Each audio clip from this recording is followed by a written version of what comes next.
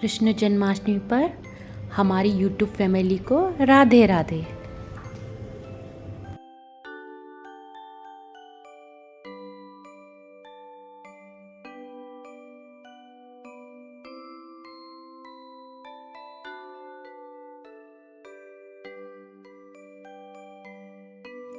राधा कृष्ण जी का मंदिर बहुत बड़ा बना हुआ है, बहुत आलीशान बना हुआ है और बहुत बड़ी जगह पर बना हुआ है।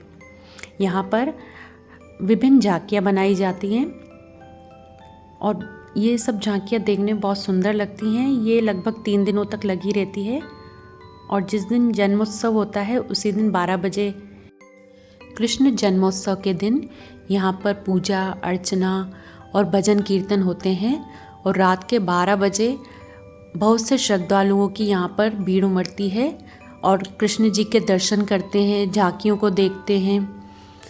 यहाँ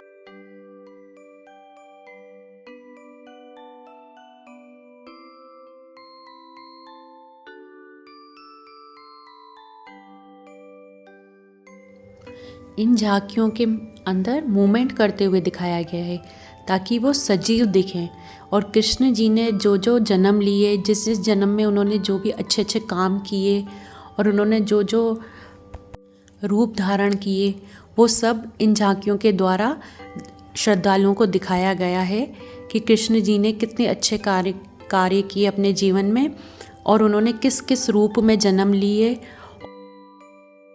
सामने दिख रही झांकियों में दिखाया गया है कि कृष्ण जी का जन्म कारावास में हुआ था। उन्हीं के मामा कंस ने उन्हें के माता पिता को कारावास में डाल दिया था और उनका जन्म वहीं कारावास में हुआ था। श्री कृष्ण के पिता वासुदेव थे और उनकी माता देवकी थी तथा श्री कृष्ण इतनी विषम परिस्थिति में पैदा हुए थे कि कंस उन्हें मार डालता, इसलिए उन्हें वासुदेव जी इस झांकी में यशोदा मैया के घर छोड़ने जा रहे हैं। श्री कृष्ण को जब माँ यशोदा ने मुंह खोलने के लिए कहा तो माँ यशोदा को उनके मुंह में खाई हुई मिट्टी नज़र नहीं आई, पूरा ब्रह्मांड नज़र आया, जिसे देख के माँ यशोदा चौंक गईं। यही झांकी में दिखाया गया है। जन्माष्टमी पर भक्तजन व्रत रखते हैं और व्रत को रात को 12 बजे ही खोलते हैं दर्शन होने के बाद। पुराणों के अनुसार कृष्ण जी का जन्म रात को 12 बजे हुआ था, तो भोग भी रात को 12 बजे ही लगता है, इसीलिए व्रत 12 बजे ही खोला जाता है। कृष्ण जी के जीवन काल से हमें यह प्रेरणा मिलती है कि वह अच्छे पुत्र, अच्छे मित्र और अच्छे सखा थे। उन्होंने अपने संबंधों को भी बड़ी मिठास और सद्भावना के साथ निभाया था। सामने दिख रही झांकी के अंतर्गत बकासुर का वध करते हुए दिखाया गया है। बकासुर एक राक्षस था जिसने श्री कृष्ण को निगल लिया था और फिर श्री कृष्ण ने अपनी ऊष्मा पैदा करके बकासुर का वध किया था। सामने दिख रही झांकी में अंगासुर नामक राक्षस गुफा बन गया था, अजगर के रूप में गुफा बन गया था और सभी बाल उसके अंदर चले गए थे।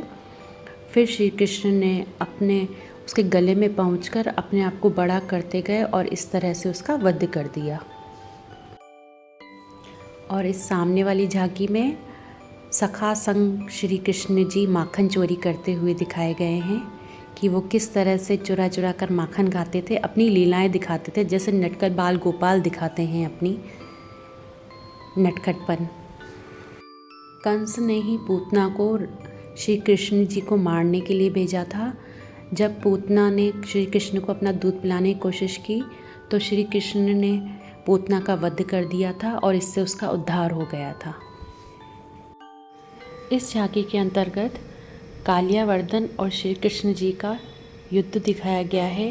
कालियावर्धन एक जहरीला सांप था जिसकी वजह से यमुना का पानी विष भरा हो रहा था, इसीलिए उन्होंने उसका वध किया था। श्री कृष्ण ने कालियावर्धन का वध किया था। गोवर्धनधारी झांकी में दिखाया गया है कि श्री कृष्ण जी ने गोवर्धन पर्वत को अपनी उंगली पर उठा लिया था। सामने की झांकी में समुद्र मंथन के चित्र को दर्शाया गया है।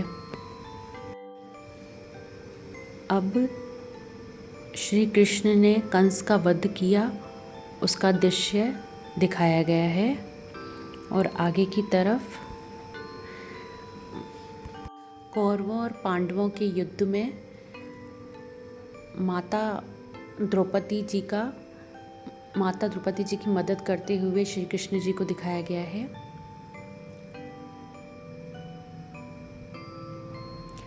यहाँ पर मित्र सुदामा की मदद करते हुए दिखाया गया है।